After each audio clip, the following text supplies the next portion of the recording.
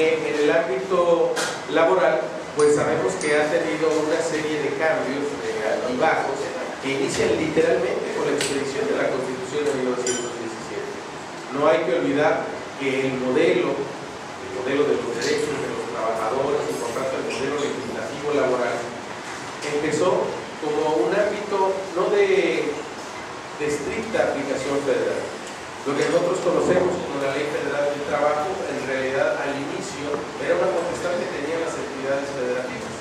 Todos los estados tuvieron al principio que dictar su legislación laboral, que después se empezó, por supuesto, a unificar hasta llegar a la actual Ley Federal del Trabajo, sabiendo que nosotros tenemos incluso legislaciones particulares, tratándose, por ejemplo, del régimen burocrático, o en el ámbito específico, ¿verdad? En el ámbito, hoy diríamos, de la administración pública, porque pertenece a la Secretaría del Trabajo, Secretaría de Trabajo y Previsión Social, en algunos casos, aquí ya no sé cómo quedó con la nueva ley orgánica de la administración pública, pero nos encontramos con que hay una diversidad en torno a la justicia laboral y que eso eventualmente puede cambiar con una reforma que modifique esto que se acaba de dictarse en febrero de 2017. ¿Es relevante? Sí es relevante, porque lo que pase en 2018 definirá en gran parte el futuro de esta reforma constitucional. Es decir, dependiendo quién llegue a ocupar la presidencia de la República, quien se haga con el control de los congresos, tendremos también una u otra dirección respecto de esta reforma en materia laboral. Y resulta relevante porque lo que vemos en esta reforma, en este momento, más allá de que se diga que se van a respetar los derechos de los trabajadores conforme a la ley, lo que vemos en realidad es una total incertidumbre en el ámbito laboral.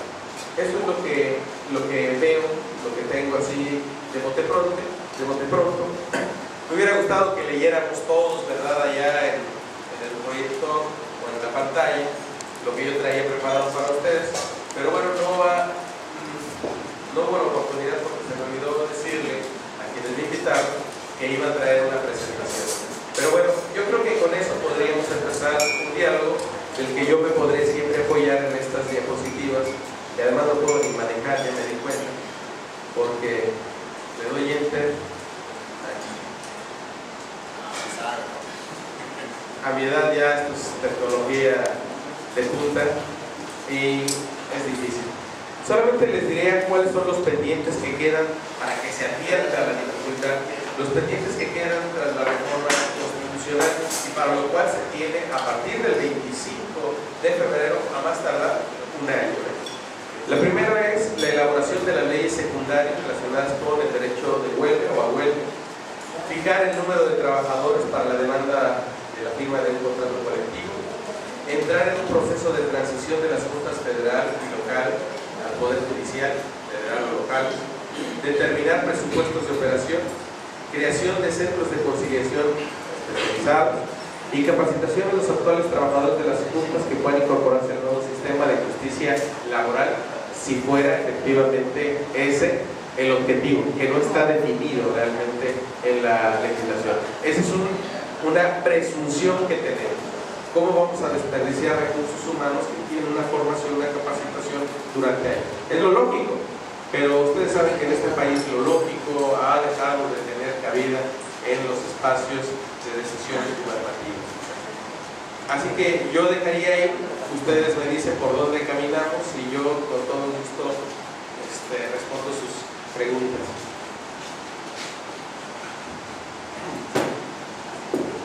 Muchas gracias. Por favor, le pido un aplauso para el doctor.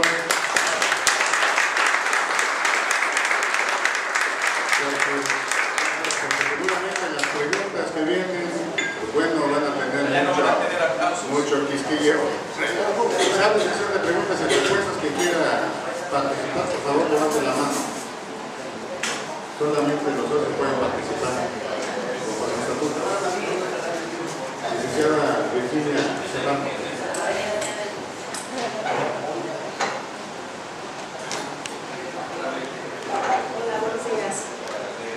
En relación al, creo que es quinto transitorio, si no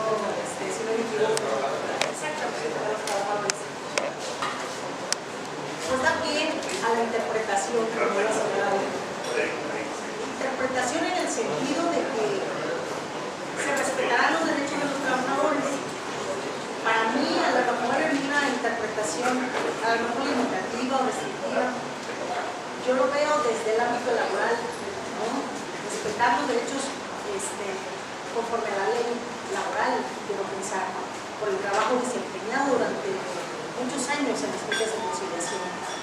Sin embargo, al quedar extintas las juntas de conciliación, pues como consecuencia se termina la relación laboral con los trabajadores. Entonces, ojalá que sea de la manera en que lo ha manifestado, porque si bien es cierto que las juntas de conciliación tienen sus deficiencias, habrá personal que quizá merece una oportunidad como para ingresar a los nuevos tribunales. Pero yo lo interpreto así, a lo mejor de manera limitativa. Yo lo veo desde el ámbito laboral y para mí es de que se respetarán los derechos al efecto de que se paguen, en su caso, las liquidaciones o las indemnizaciones correspondientes. Voy a leer el artículo 5 transitorio para que se vea qué tanto juego queda la interpretación. Dice, quinto, en cualquier caso, los derechos de los trabajadores que tienen a su cargo la atención de los asuntos a que se refiere el primer párrafo del artículo 3 transitorio se respetarán conforme a la ley. No habla de permanencia, que es una característica que está presente casi en algunas reformas anteriores. Aquí se omitió y la pregunta es respecto a qué ley.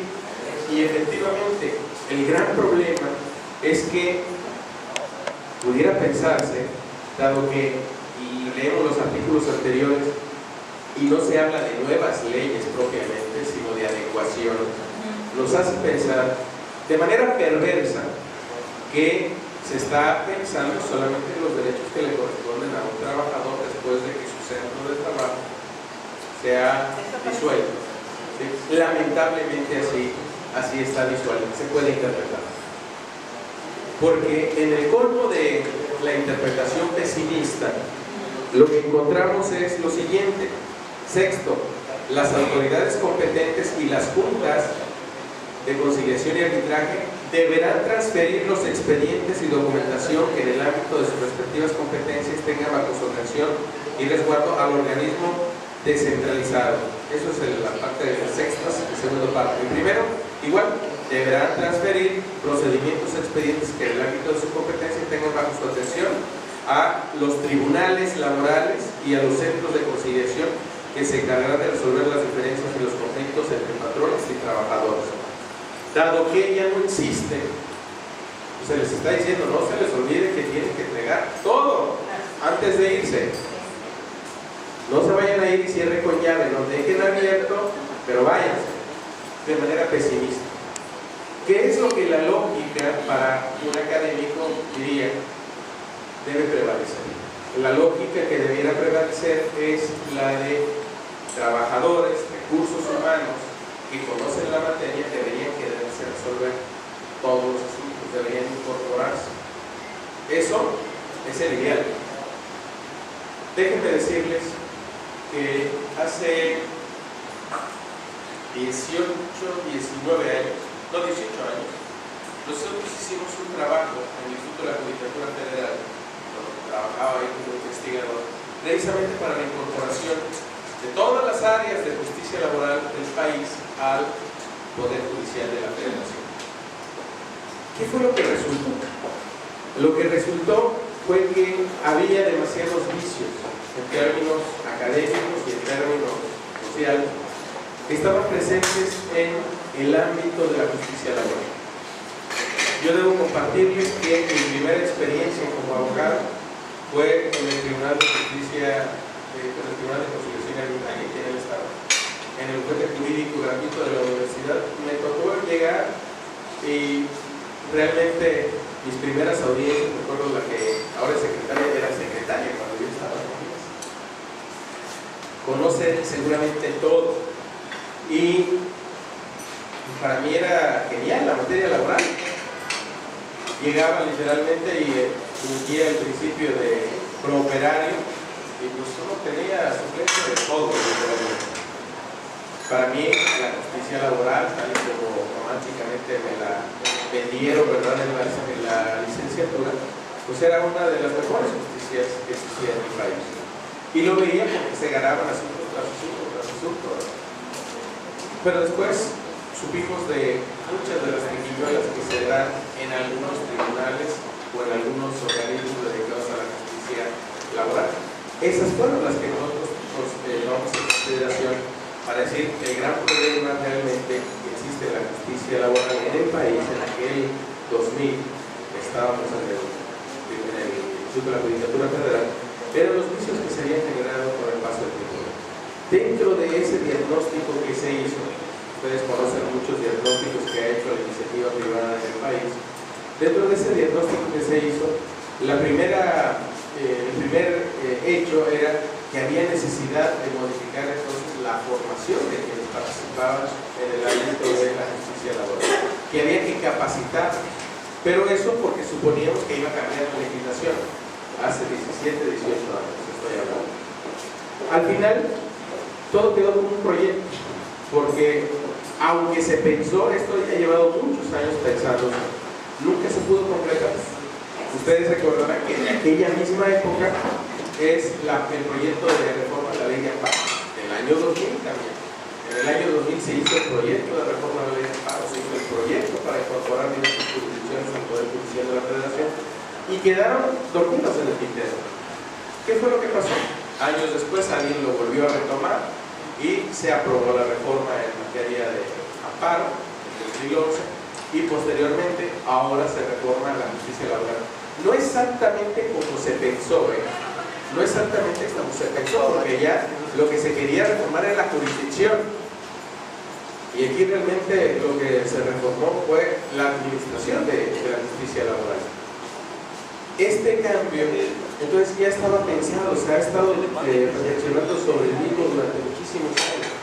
Sabemos que no es lo único, sabemos que hay proyectos que buscan unificar la jurisdicción ya de manera definitiva en el país. Por eso les digo, el caminito que se ha seguido es el de nacionalizar la justicia, pero no hay alguien que tenga el suficiente peso político desde aquellos años. ¿Por qué? Porque si ustedes recuerdan, ¿cuándo fue la última vez que tuvimos un congreso donde alguien tenía la mayoría? Pues fue hasta el 97, porque después del 97 ustedes recordarán que ya no hubo un partido que tuviera la hegemonía dentro de los congresos. De ahí viene que haya habido la necesidad de empezar a ver todo en reformas parciales. ¿Por qué? Porque se tenía que negociar, se tenía que llegar a un consenso con los demás integrantes de los congresos. En pocas palabras, se tenía que ser política. Y este es un proceso de negociación política, donde dijeron, bueno, esto sí pasa, esto no pasa. ¿Dónde se lleva a cabo esa política? En las comisiones. En las comisiones se dice esto sí, esto no. Y en ocasiones, el proyecto original, la idea original, que fue la que estaba presente en los foros, se sembraba. Habría que ver, para encontrar la razón, habría que ver si efectivamente en los foros se dijo, oigan, no se va a aprovechar nada de lo anterior, que nadie lo pudo haber dicho, pero tal y como quedó redactado, pues permite una interpretación pesimista, y yo diría hasta perversa, o podríamos decir, bueno, pues vamos a tratar de interpretar conforme a principios de derechos humanos. Pero bueno, también sabemos que nuestra Corte ya dijo que los principios en materia de derechos humanos se interpretan de acuerdo al contenido de la Constitución, y pues una reforma constitucional es difícil pensar que puede aplicarse a un principio, ¿sí?, que vaya en contra de la propia reforma, porque entre los muchos criterios, pues sabemos que hay un criterio que va a seguir prevaleciendo, el cronológico. Lo más reciente tiende a hacer un lado a lo anterior, y aunque alguien dirá, no, pero los principios de interpretación de derechos humanos tienen el carácter progresivo, sí, siempre y cuando estén claramente definidos. Y aquí, en este momento, no quedó definido ninguno de esos principios a favor de los trabajadores de las juntas para que se... Sí, ¿me permite? Sí, claro. Perdón. Antes, Vaque. Llevamos un orden para el licenciado presentar el jefe final, después la licenciada María de la Luz. Más que pregunta, es un comentario que no estoy de acuerdo con la posición. Ley Federal del Trabajo, sinceramente, no necesitaba una reforma tan drástica como la que se hizo, porque finalmente ya teníamos suficiente jurisprudencia para poder llenar esas lagunas correspondientes. Mi sorpresa fue bastante. En mi caso soy abogado patronal. Hice reforma cuando vino la suspensión de salarios caídos por un año, nada más para un trabajador. Yo consideré que los sindicatos iban a hacer algo al respecto. No se pasó nada. Únicamente se aumentaron las multas y se generaron ciertas multas, ¿no?, por medida del premio. Esta nueva ley supuestamente se hizo para darle celeridad al procedimiento, y lo que hizo es aletargarlo, porque antes pudiera ser que por convenio de las partes o por determinación de la Junta desahogar la etapa de conciliación, demanda de excepciones y ofrecimiento de pruebas. Hoy la ley dice que no, que es nada más conciliación y demanda de excepciones, y hay una audiencia de conciliación previa. Pero la realidad es que siempre la primera audiencia tratamos de diferirla por lo que se quiere, ¿no? Con la idea de que se va a arreglar. Entonces, siento yo que se están llenando más asuntos pendientes para desahogarse. Por el otro lado, con la reforma constitucional, efectivamente, se está generando una incertidumbre tanto para los litigantes como para los servidores públicos de cómo vamos a quedar. En este caso, tuvimos una oportunidad, creo que estuviste, en una conferencia también de las notificaciones laborales aquí en el Cano, donde estuvo el licenciado Robespierre. En este caso estaba como presidente, y habló de que ni él mismo sabía todavía cómo iban a quedar. Él prometió únicamente, ¿verdad?, que estaba en disposición de tomar toda la infraestructura humana para que continuara la relación. Pero el detalle es que también nosotros como abogados decimos, bueno, ¿qué va a pasar? La naturaleza de un juicio laboral ante conciliación de arbitraje, ¿cómo se va ahora a traducir ante un juzgado? En primer lugar, ahorita el Estado de Guerrero no tiene dinero, y yo no sé si la Federación va a tener suficiente como para poder darnos para que se construya un juzgado. Luego viene la generación de la ley orgánica, la modificación de nuestra Constitución, y yo creo que esto va para acá. Habla usted de unas nuevas reformas, y en serio que eso estaba para atrás. Yo, desde mi punto de vista, era únicamente reforzar a lo que es conciliación arbitraje. Igual, meterlos a ciertos exámenes de actualización, y el que no sepa, que se vaya, y el que tiene los conocimientos, que se quede. Recuerdo que desde hace, no sé, creo que más de 5 o 6 años, no más, ya estaba el decreto para la existencia de la tercera Junta Local de Conciliación Arbitraje, y quedó en el limbo. Así que sí estoy de acuerdo con el profesor, más que nada con los propios también. Gracias.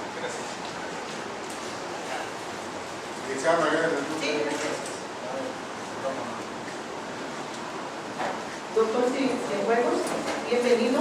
Gracias por venir a compartir sus conocimientos en este tema tan importante hoy en día que nos tiene muy atentos, no preocupados, como abogada litigante estoy hablando. Mire, la reforma sí, a mi juicio, tiene varios aciertos. Había o hay una realidad en la Administración de Justicia Laboral en todo el país que motivó la reforma. Los intereses que se mueven en las juntas pues son muy fuertes. En efecto, el sector empresarial pesa mucho. Lo manejan de manera política, y en esas cuestiones afectan y vulneran los derechos de algunas partes. Ahora bien, la reforma trae una exposición en el sentido de que ya no se aguanta en las juntas la administración de justicia de algunos funcionarios que se han visto vergonzosamente involucrados en actos de corrupción a nivel país. Entonces, pues el sistema de justicia en México ya no aguanta. Eso motivó el sistema de justicia penal, motivó en el sistema mercantil, y motiva la reforma hoy. Estamos de acuerdo en lo que dice el transitorio. Se extingue la materia del trabajo, pues se extingue, ¿verdad? no puede subsistir la relación laboral, pero sí cuidó de que todos los trabajadores les sean respetados sus derechos, implican todas sus prestaciones. Ahora bien, en efecto, tratándose de nuestro estado de Guerrero, dimos la reforma al sistema de justicia penal, que usted se la sabe al dedillo, en el sentido de los defensores de oficio. Yo estoy considerando que va a ser la misma temática. Los compañeros y amigos de la Defensoría Pública, con 30 años de antigüedad, entonces los pasan de un poder a otro, donde les borraron de tajo todas esas prestaciones, y hoy están en la incertidumbre de que ni el propio Poder Judicial les asegura su permanencia. Y luego, de manera política, los han engañado porque les dijeron que les iban a pagar todas sus prestaciones para que se generara otra nueva relación con el Poder Judicial del Estado. No es cierto. Entonces, gente con mucha experiencia se queda en la incertidumbre total, porque ya están grandes, compañeros de 50, 60 años, y en el Poder Judicial traen otra temática, que ahora se tienen que someter a una serie de exámenes que son desconocidos y en desventaja para los defensores de oficio, porque ellos no caminaron junto con la capacitación del Poder Judicial. Entonces, los compañeros de las juntas de conciliación y arbitraje, que tienen mucha experiencia y que no han sido cuestionados, tienen todo el derecho de pasar al Poder Judicial, pero previa evaluación, es decir, de que los contraten, previo examen y evaluación y el análisis de cada uno de sus expedientes, porque si no, la reforma pues no tendría caso. Aprovechar el talento y la experiencia, por supuesto, pero debe de haber una evaluación y examen y revisar su conducta como funcionarios. Eso es por un lado. Y por otro lado, los jueces, tengo conocimiento, en el Poder Judicial del Estado de Guerrero ya se están preparando. Hay varios jueces en el Poder Judicial que aspiran a ser jueces laborales. Considero también, y respetos para los jueces, que no tienen ninguna experiencia en la materia y que sería un retroceso. ¿Por qué? Porque no conocen la materia laboral. La materia laboral no se aprende en un curso ni en un diplomado. Entonces sí estoy de acuerdo, y ojalá sea considerada pues nuestros puntos de vista, que sí se aproveche la experiencia, el talento de los compañeros de las juntas de conciliación y arbitraje, pues que no estén cuestionados. Totalmente de acuerdo. Totalmente de acuerdo. Tengo que decirles que el caso de los defensores es exactamente un caso que ni mandaron a hacer. Cuando se discutió, porque hubo mesas en las que yo tuve la suerte de participar, cuando se discutió era obvio que no tenía ningún sentido trasladar una dependencia, ¿sí?, solamente a otro poder a efectos de cumplir con un trámite administrativo. Y como se menciona, había gente que llevaba no sé cuántos años, no sé si 30, pero había personas que llevaban todo el tiempo del mundo. Se había detectado que también presentaba una serie de problemas evidentes, sobre todo porque no todos querían ir a ser comisionados o asignados o adscritos a muchos lugares del estado. La mayoría prefería estar en Acapulco, en Chilpancingo, en Iguala, y eso hace ver también cómo dentro de organizaciones como el Poder Ejecutivo existían o existen, ¿verdad?, vicios que difícilmente se pueden erradicar con una reforma. Lo que se plantea respecto de lo que pasó con el Poder Judicial, para mí confirma una suerte que en mi vida personal, porque lo viví en el Poder Judicial de la Federación, debe haber que en ocasiones donde menos se respetan los derechos es donde se defienden los derechos, como es el Poder Judicial de la Federación. La carrera judicial o las carreras o servicios civiles de carrera o servicios de carrera judicial en realidad no están consolidados. no están consolidados, siguen siendo de confianza prácticamente, y tiene muchos, vamos a llamarle, mecanismos de control.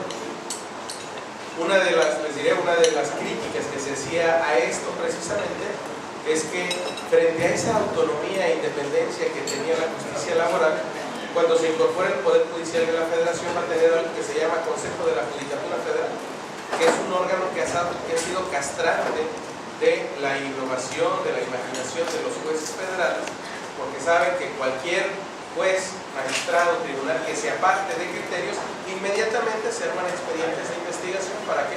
Para verificar que estén haciendo las cosas bien. ¿Por qué ha pasado esto? Pues porque también el Poder Judicial de la Federación hay corrupción y tienen que buscarse mecanismos para tratar de controlar. Por eso mismo les decía, todo camina hacia una justicia de carácter nacional centralizada. Para allá se ha estado caminando. Y el otro punto, que me parece también sumamente relevante lo que ha dicho la abogada, es el de que el mejor ejemplo de que las cosas no se aprenden en un curso de un día para otro es, por ejemplo, el sistema de justicia penal. Tenemos ¿cuántos años? 9 años. Y nuestros penalistas a lo mejor sí están preparados. Yo conozco muchos abogados que de su bolsillo decidieron empezar a prepararse, ir a cursos y demás. Pero ¿qué pasó en los órganos jurisdiccionales y también los órganos administrativos? Se prohijó una simulación, una corrupción muy fuerte durante los primeros años. Tenemos, y ustedes deben conocer alguno, tenemos especialistas, maestros y doctores en nuevo sistema de justicia penal, en juicios orales, que cuando les preguntan las cosas básicas, no las saben. ¿Por qué razón? Porque dice la compañera, eso no se aprende, ¿sí?, en un curso. En un curso ustedes aprenderán principios, bases teóricas, pero realmente el desempeño de la justicia penal reside en los operadores, en que los operadores realmente conozcan. Y aquí el gran problema es que son demasiados operadores en todo el sistema. ¿Empiezan dónde? Con la policía, siguen con los fiscales o los agentes del Ministerio Público y va subiendo. Y lo que dice la compañera es cierto, el Poder Judicial, a través de las partidas que se entregaron por el gobierno federal para la implementación del nuevo sistema, los poderes judiciales sí lo aprovecharon, porque tenía que ver con el órgano implementador. En Guerrero, ¿cuál fue el órgano implementador que asumió todo el manejo de recursos? Fue el Poder Judicial. Y el Poder Judicial empezó a preparar a todos sus servidores públicos con diferentes grados de formación y preparación, haya sido como haya sido, diría el caso. Pero al final del día, uno tras otro, a golpe de jurisprudencia y a golpe de curso, al final del día nos encontramos con que la mayoría de los servidores públicos en el ámbito judicial tiene una formación mucho mejor que la de la Procuraduría, de la Fiscalía o, en el caso particular, de las policías. Claro, ¿cuál es el problema? Que para cuando llegue todo ante los funcionarios que sí están capacitados, lo más probable es que ya no haya juicio. Es lo más seguro, por las deficiencias que presentan los otros operadores del sistema. Y aquí me parece pasa exactamente lo mismo. Los principios implícitos e implícitos en la justicia laboral nos exigen una forma de pensar totalmente distinta, porque la mayoría de las veces nosotros solamente lo vemos a partir, yo les decía, de ese principio prooperario. Pero hay algo más.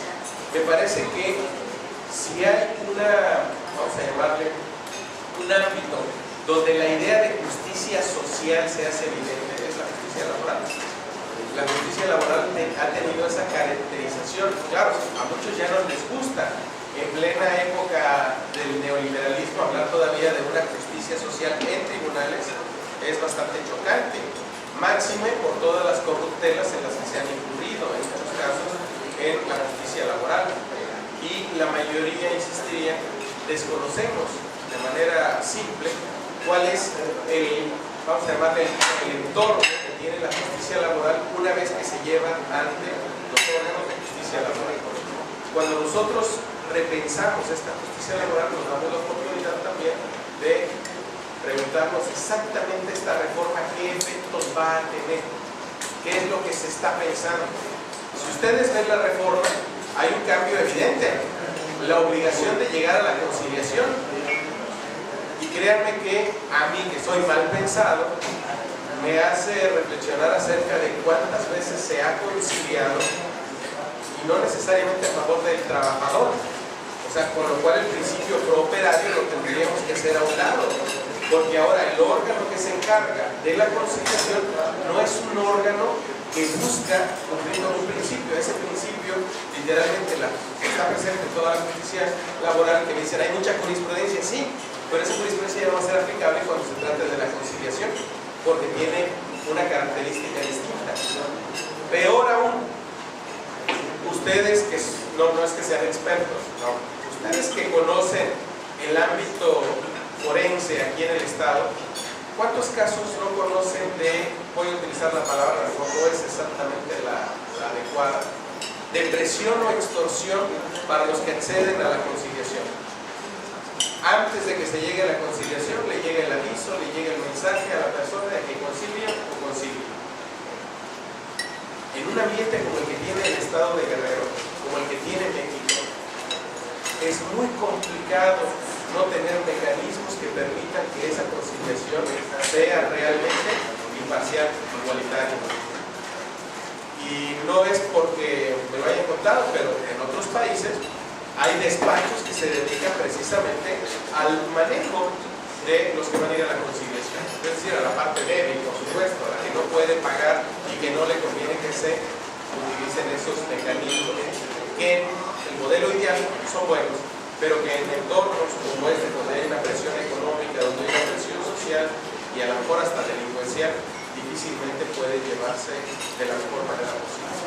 Y creo que nosotros, aquí en Guerrero, hemos visto muchos casos de esos en los cuales al final el desgaste de los que acceden a la justicia hace que prefieran no ir a la justicia. Acaba de publicar, me parece ayer, el Instituto Electoral y de Participación Ciudadana de Guerrero, por supuesto, un informe, el informe que sería el equivalente al informe país, el informe Guerrero sería sobre la calidad de la ciudadanía.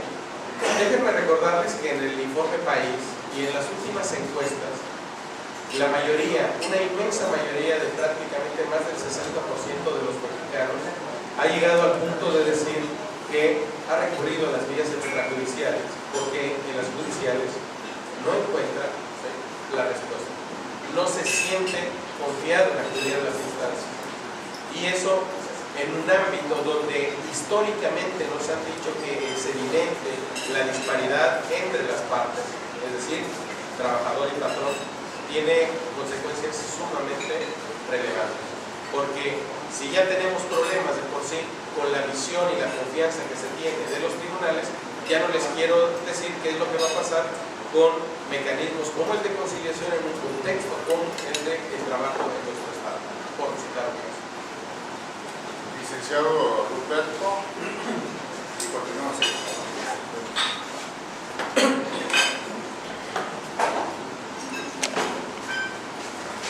Compañeros, yo creo que por lo que hemos escuchado hasta este momento, el proceso laboral realmente está en pañales, y da tristeza pues tocarlo siquiera. De mi modo, a eso nos dedicamos, lo tenemos que hacer. Cuando se maneja analógicamente lo que es el código único, pues aquí en Guerrero los juicios orales están pero verdaderamente por la calle de la amargura y descalzos sin razón. Es una porquería realmente, no sabe. Ayer nada menos le dije a Ministerio Público de oiga, ¿por qué no se va usted a capacitar? Porque de plano no vamos a llegar a nada así.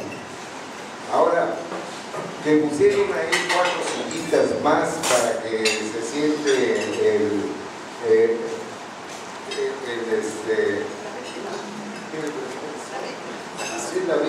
es la víctima el Ministerio Público encima de unos partes de expedientes que yo creo que le han de lastimar por los cordeles.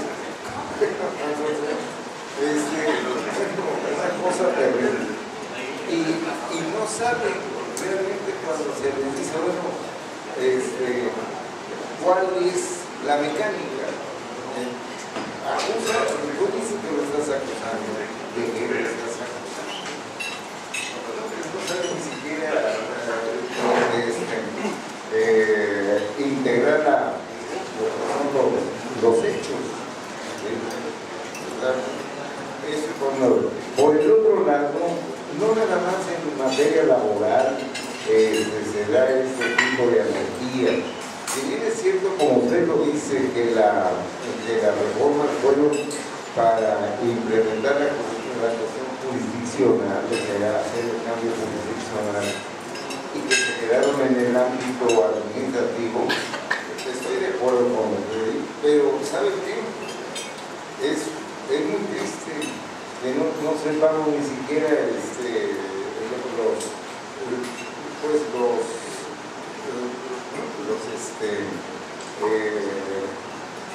límites de uno de otro esquema. Por el otro lado, en cuanto a la anarquía que padecemos en el Poder Judicial, y tal vez vaya a herir alguna susceptibilidad, pero en el Poder Judicial es una verdadera anarquía desde la distribución de los cajones de las personas que van a trabajar ahí, a laborar. Resulta de que primero tiene más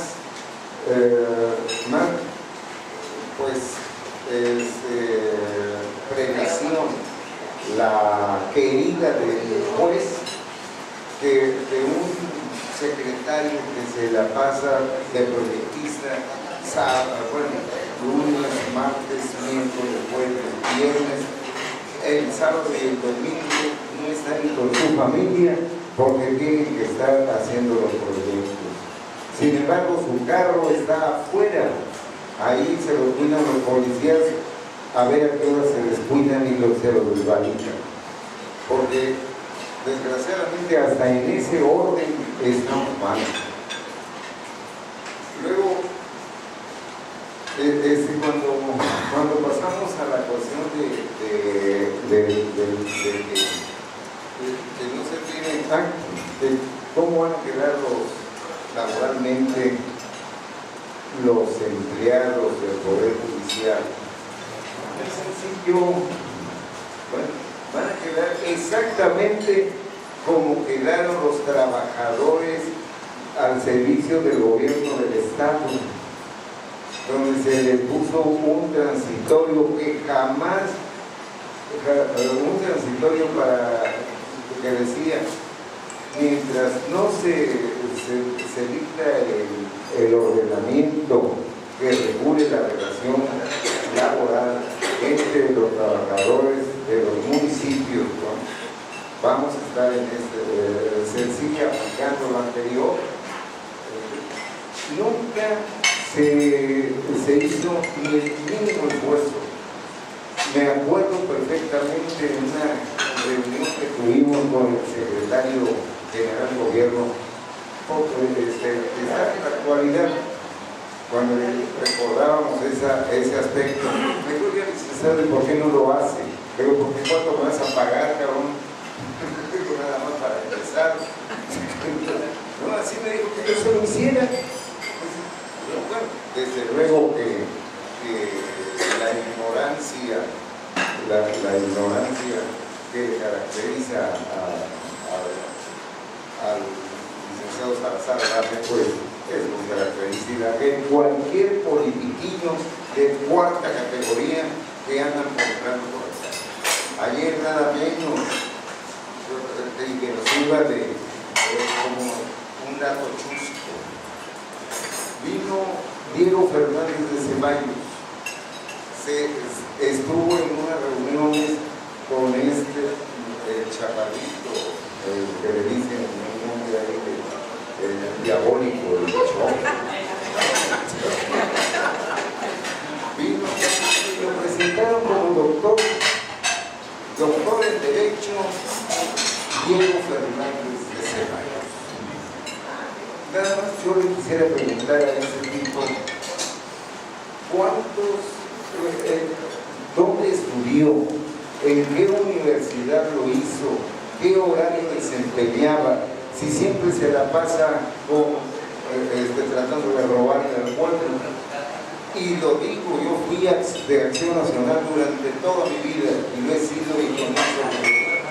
Pero desgraciadamente Diego Fernández Ceballos es un sinvergüenza. Desgraciadamente, pues, pero esas son, como dicen, esas son las multas, con eso debemos parar. Ahora, licenciado, ya para terminar, mira, cuando Bello Pineda se encontraba de presidente del Tribunal Superior de Justicia, sabía, se hizo una comisión a instancias de que nosotros lo podíamos al gobierno del Estado, integrada por Sala Moreno, por el Chinchín,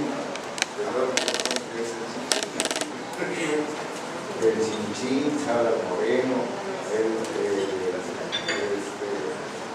licenciado Paz, ahí siempre nunca se llevó a cabo absolutamente nada.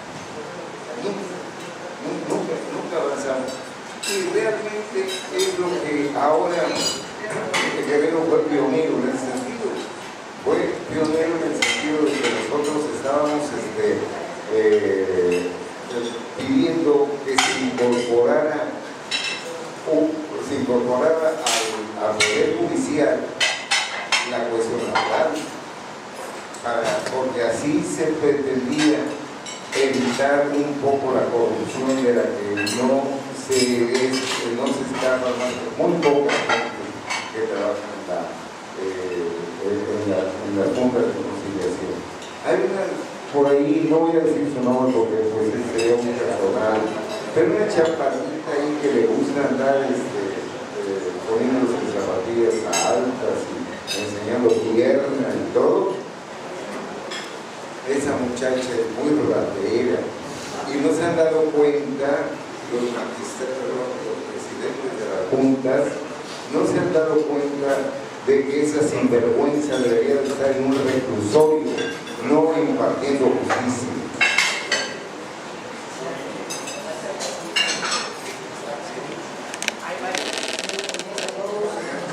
Quiero aprovechar para saludarlos y aprovechar que estamos unidos, quiero hacer un comentario. Que las juntas de conciliación, la justicia laboral, ha sido muy cuestionada acerca de los vicios que existen dentro de las juntas. A mi punto de vista se me hace hasta fantasioso creer que el traslado, integración de la justicia laboral en el Poder Judicial va a terminar con estos vicios. Hay medidas que se tienen que tomar y creo que no han sido tomadas en cuenta. Las juntas están olvidadas.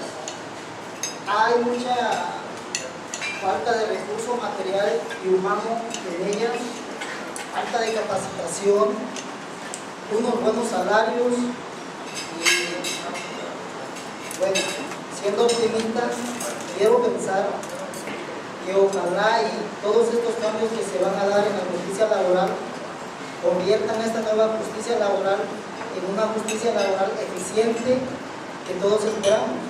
Los cambios son buenos y espero lo mejor. Gracias.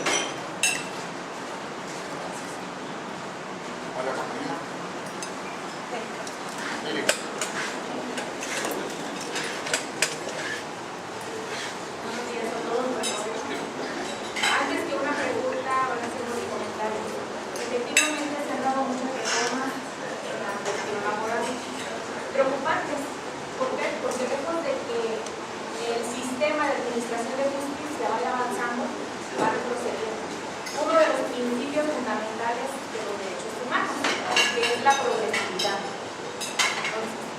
igualdad de derechos a los trabajadores, pues vamos retrocediendo, no vamos avanzando. Eso es por un lado. Por otro lado, efectivamente, hay inicios de la Junta, como lo acaba de mencionar el compañero, pero también debemos observar que las juntas siempre se han quedado obligadas, abandonadas. Nadie se acuerda de darles una capacitación, de darles alguna actualización. Algunos compañeros de las juntas que nos preocupamos por eso, y lo hemos hecho de manera particular. Hay compañeros que tal vez no se preocupan por eso, también por eso no se detiene, como en todos los lugares. Preocupante también el sentido de que no se estampó o no se preocupó el legislador de mencionar qué va a pasar con los trabajadores de las juntas, también lo es, efectivamente. Yo me pregunto, ¿esa reforma va a traer como consecuencia una mejor administración de justicia en materia laboral? Si siempre se han quedado obligadas y nunca se ha dado una actualización, pero además, al pertenecer al Poder Judicial, ¿se va a acabar la corrupción? Esto siempre va a pasar, porque mientras el Estado no se preocupe de implementar mejores salarios, fomentar el trabajo, siempre va a haber despidos, siempre va a haber esa corrupción. Entonces sí es preocupante, y también efectivamente todos los trabajadores de la Junta estamos preocupados por esa situación. ¿Es todo?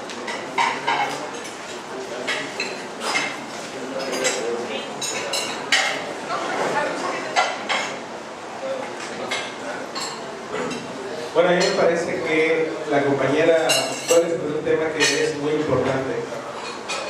Las instituciones están integradas por personas. Y por supuesto que hay corrupción en el Poder Judicial de la Federación, por supuesto.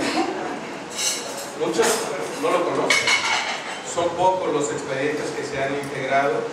Hay servidores públicos que han sido separados por actos de corrupción. Y no solo por corrupción en términos de dinero, sino por otras, vamos a llamarle, actividades que merman el prestigio o la credibilidad de las instituciones jurisdiccionales. Efectivamente no se va a acabar la corrupción. El objetivo, aunque formaba parte de la iniciativa que era eliminar los vicios y demás, el objetivo principal es el de mejorar la justicia laboral, en el sentido exactamente de que haya un apego al artículo 17, en términos de que sea pronta, expedita, imparcial. Pero ya nos dijeron aquí cuáles son los problemas que hay detrás de esa pretensión, que en realidad muchas veces terminan retrasando incluso los asuntos. Todas las reformas que hemos tenido para mejorar la administración de justicia se topan con una terca realidad. En el medio forense, los abogados tenemos la manía de retrasar las cosas. Eso hay que reconocerlo. Somos especialistas a través de, ¿cómo le llaman? Chicanas o cosas por el estilo. Argucias legales.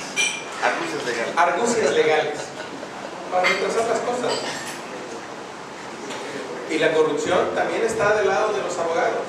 Hay que decirlo. Yo siempre pongo el ejemplo del abogado que va y le dice al representado: oiga, el juez me está pidiendo tanto. El juez nunca ha pedido nada, porque por regla general, si lo pide nunca lo va a pedir directo, lo va a pedir a través de otra persona, ¿verdad?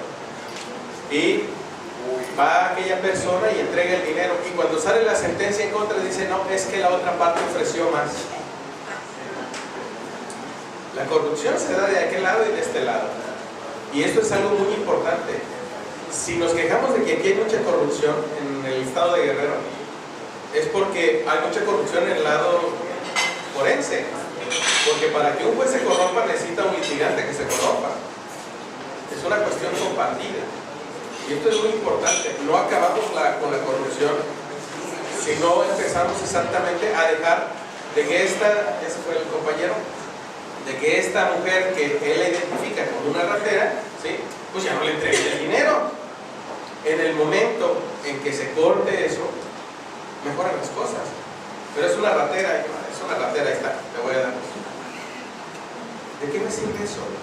Eso tiene que ser un consenso de quienes, de los colegios, de las barras de decir, a ver, ¿de verdad queremos luchar contra la corrupción? Pues aquí está el lugar donde vamos a empezar. Es así de simple. Porque ustedes se supone tienen una identidad, están cohesionados por principios. Yo cuando vi el logo del colegio dije, bueno, ahí están sus lemas. Su lema es muy simple, ¿no? Pero pues es exactamente lo que siempre hemos dicho, que se hace con el derecho y la justicia, claro. Por ahí empieza todo. Por eso la pregunta que hacía de que si va a mejorar la administración de justicia es el ideal. Al final se va a encontrar con quienes, con los servidores públicos y con los abogados que hagan funcionar el sistema. Lo acaba de decir el compañero. Estamos en un nuevo sistema ya totalmente implementado desde junio del año pasado, que es el sistema penal, y cómo ha funcionado. ¿Ustedes creen que cuando se diseñó ese sistema, que costó un montón de dinero, se pensó que no iba a funcionar? No. Lo que no se pensó es cómo cambiar la mentalidad, cómo cambiar el chip de todos los operadores jurídicos, litigantes, policías, fiscales, jueces, que iban a estar involucrados, peritos, que iban a estar involucrados. Aquí va a pasar exactamente lo mismo. Se puede haber hecho una buena reforma, no sé qué tan buena, pero al final del día nos vamos a encontrar pues, con lo mismo. Y yo les voy a decir respecto de la formación de los servidores públicos. En el ámbito académico tenemos muy claro que a veces las reformas no funcionan porque las cosas no se cambian así. Cuando ustedes estaban en la escuela, cada uno de ustedes pertenece a generaciones distintas. Hay algunos que son como de mi época cuaternaria, ¿sí? Y se acuerdan cuántas materias llevábamos. En aquel tiempo 52 materias. No sé cuántas llevan ahora, si son 100 o son 20 nada más.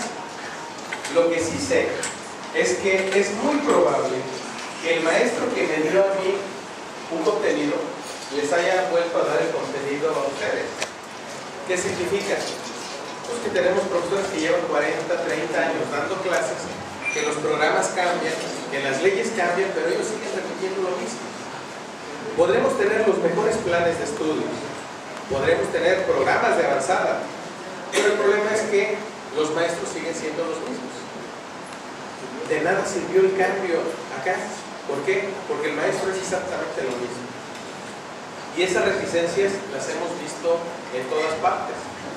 Yo tengo la experiencia personal, cuando llego a México, salgo aquí de mi licenciatura, me voy a México, hay abierto una convocatoria para actualización y formación de profesores. Pues yo digo, uno que no tiene miedo a nada porque es guerrerense, pues vamos y entramos. Y la sorpresa, yo nada más quería ver si me quedaba, y me quedo. ¿Por qué? Porque los maestros viejos, ¿qué iban a aprender? Pero nadie les podía enseñar, o sea, no se inscribían en esos cursos. Entré y platicando con los psicoterapeutas que nos dieron clases para formarnos como profesores, les decía, el gran problema de estos programas de estudio nuevos es que los viejos maestros no vienen a tomar clases, no vienen a formarse en nuevas visiones didácticas o pedagógicas. Como ellos llevan 30 años, alguien les va a enseñar a dar clases. Y entonces llegaban, y eran los mismos maestros que llegaban con sus apuntes de hace 30 años y repetían lo mismo. Ese es el problema que tenemos ahorita. Todos los cambios traen aparejado que la necesidad de estudio, la necesidad de cumplir con lo que nos dijeron en la licenciatura: estudia, el derecho se transforma constantemente, si no sigues sus pasos cada día serás menos. Peor abogado. La mayoría asume que hay necesidad de formarse. Yo no sé cuántos, como la compañía, nosotros nos formamos, aunque nadie nos dé cursos, tenemos que formarnos. Y sí es cierto, yo les puedo decir que, no me acuerdo si fue con Victoriano, hice una visita sorpresa al Tribunal de Conciliación y Arbitraje. No estaba el presidente, me recibió la secretaria y empezamos a platicar, y lo que me dijiste es cierto, no tenían ni hojas para imprimir. Todos los expedientes amontonados ahí, uno no podía ni caminar entre los escritorios porque era un espacio sumamente reducido. Y decía, exactamente como a qué se parece este tribunal, porque a un tribunal no se parece. Y me acuerdo que Pues después yo preguntaba, oye, ¿y el presupuesto de este tribunal? No, pues el presupuesto era de este tamaño. E históricamente, oye, los salarios, y eran de este tamaño. Y decía, pues estos son héroes. Pero también eso, ¿qué es lo que prohíba? Pues que para completar, ¿verdad?, de vez en cuando hacer unas ciertas prácticas. Porque déjenme decirles, mejorar los salarios nunca evita que alguien que es corrupto deje de ser corrupto. Así de simple. El Poder Judicial de la Federación tiene los mejores salarios. Y tenemos magistrados corruptos, y tenemos jueces corruptos, y tenemos secretarios corruptos. No, ese es un tema de valores, de principios, de ética. Y esa es la parte donde difícilmente podemos avanzar. ¿A quién le toca? Pues déjenme decirles que yo creo que le toca a los colegios dar el giro y convertirse en estos espacios de discusión, en estos espacios donde se le ponga obstáculos para que corruptos no salgan al foro. Pero estamos ahora sí que peleando con la idea de colegiación. No, es que necesitamos que los mejores realmente sean los que estén certificados, que los mejores sean los que lleguen a los órganos. Necesitamos que se unan y que le digan al legislativo: queremos una reforma donde los magistrados no sean propuestos internas por el gobernador del estado, sino por los colegios. ¿Por qué? Porque nosotros conocemos a quienes pueden eventualmente hacer bien su trabajo, pero eso implica unión. Y si algo no tenemos los abogados es unión. Yo no sé a cuántas asociaciones pertenezcan, pero pues membresías honoríficas, yo tengo como 10 membresías. Hay aquí uno, acá otro y acá otro, y tenemos, si no hay colegios de abogados, luego hay los colegios de profesores de Derecho Civil, y los profesores de Derecho Constitucional, y los profesores de Derecho Penal. Y así sucesivamente, y los dividimos, siendo que debería ser el gremio más importante, precisamente porque este país se la ha pasado de reforma en reforma. Hemos reformado todas las estructuras y al final no logra aterrizarse ninguna, porque el elemento central de la reforma es el operador jurídico, nosotros. Pero los operadores jurídicos, pues no decimos a veces ni pío. Nos reunimos aquí, hablamos en la academia, publicamos artículos y ya con eso, pero no lo sacamos a la discusión pública, no generamos opinión pública. Y ese es un punto central en este tipo de temas. Que alguien diga, oye, vamos a hacer una discusión seria, vamos a invitar a las autoridades que vengan y nos expliquen por qué está pasando esto. Pero no lo hacen, no se hace. Y eso es algo muy importante. Alguien me dirá, bueno, es que tenemos preocupaciones más importantes. Sí, pero lo ideal es que dentro de las preocupaciones no tan importantes, esto deje de ser una parte protocolaria, donde invitamos a fulanito de tal para que venga, se luzca y al final todos contentos. No, algo para generar un debate, una dinámica realmente de polémica, porque lo que está en juego no es ni mi puesto, ni el carácter que tiene en este momento el presidente de invitar a gente bonita como yo. No, no, no. Lo que está en juego es la sociedad. Lo que está en juego son los derechos, no de unos, son de miles o de millones de guerrerenses. De eso se trata esto, de venir y discutir cosas importantes. Por eso a mí me interesa mucho recalcar esos dos puntos. La corrupción no se acaba subiéndole el salario a las personas. El que tiene una visión, una vocación de servicio público, no va a robar. Entiende que es una oportunidad de servir y que de paso le paga por eso. Y el que es corrupto va a ser corrupto, gane 10 pesos o gane 1 millón de pesos. Esa es mi opinión. Eso es lo que la experiencia me ha dejado claro. Y que los abogados tenemos un compromiso social que no hemos cumplido, que es precisamente el de generar opinión pública. Además del compromiso personal que repercute en todo, de formarnos, de capacitarnos, de actualizarnos constantemente, de cumplir con ese mandato del decálogo de Cautur, que es básico, estudiar. Entonces yo, por esto tomé otra vez la palabra y le agradezco a la compañía la oportunidad de conocer. ¿Alguien más?